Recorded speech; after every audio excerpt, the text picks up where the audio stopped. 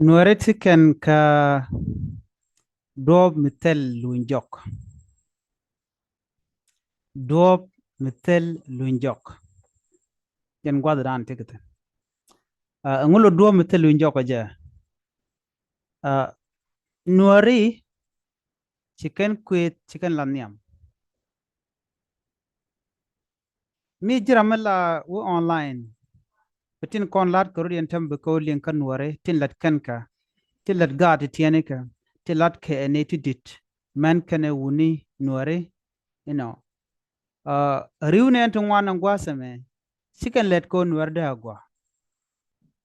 chicken no gono nuar da agwa ko luk shuma luk luka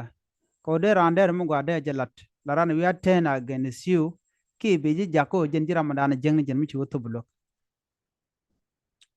andor me shet kanwar ador me bej bej tanda anten nur tin ga jen gwasa me bej along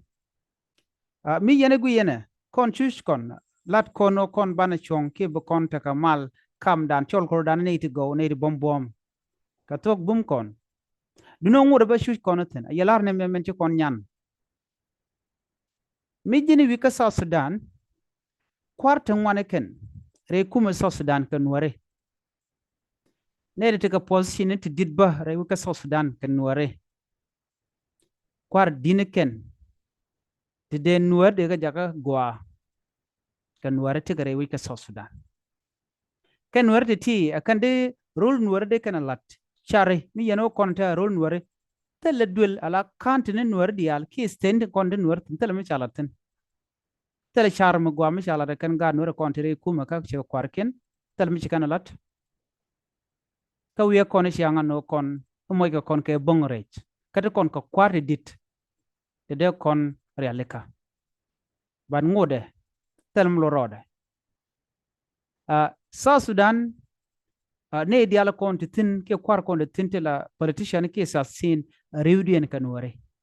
ngode ba shu nuar ne pindien tel gwa wuketen tel mi shana lat ka kant ne nuar mi bane ne no sin nuar shi le la tok tel dul to go de chala tin ke tech tan kant ne tel ka karabe chen karab de la tele ke network amator long ngwanto ngwana ken long kan wara shi ke jiak kare kon ko kwar dit ka South Sudan na makel chui kon ka South Sudan tele kon sieng mu gam shana de leka madong de na let ke je balaro on wara shi ko tene na shi ko rian long ke shi ka kwak ke shi ke ka dor mishol ken ne me dor ki tarchin tele ja alamadan ka South Sudan ngoda take diu mena ba gwasame rule Ethiopia and danan chalke gambela tin wati katin ta dana shinga keba atami bej bej sikar linka kwarken kaji kwarke rudi ling bane ka community kan wada ba nuare lar kan no nges kan kos en choji di de shuj kan wari me te tit ka bone bodan te ki Ethiopia chikan dier ka ting nuare bodan te ka South Sudan chikan dier ka ting nuare tele mele roda changa kel lara jene me ko ne to ngwan mishi wala de duwar ka kwimat ka jen jira me jeng ne jen jen jira me dana balaro kusna me la de no dong de dor dara gwa shana men wo kata kwet ka men kwesno rorin ka ja ga de tiene young men young women kan ware ka jen gwas me tama chikan lanu kwenya chikan luk chikan anok na me shi otina ka modern time ki technology chade jang kon ka jak da jang kon ko be kon wen kon be kon ka le ban to go bana galat jang kon ko de kon men gwane jende kon lat ka dora dungnu ko nwer se luk cha janok la jagu jen hotel jilwot mi she luk ajen me jakon ko hotel gwa bana hotin kon wera ngwan dan cha ngwan telot cha ngwan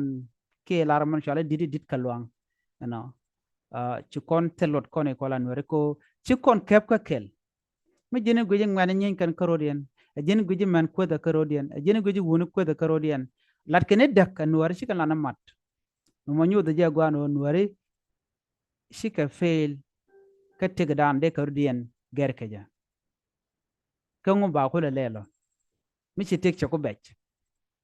nuar goro da tekamat na da teker kelm na chong tena balaro ne me nuar choko chong gwa da me na marodien bara ta meten ga gang neten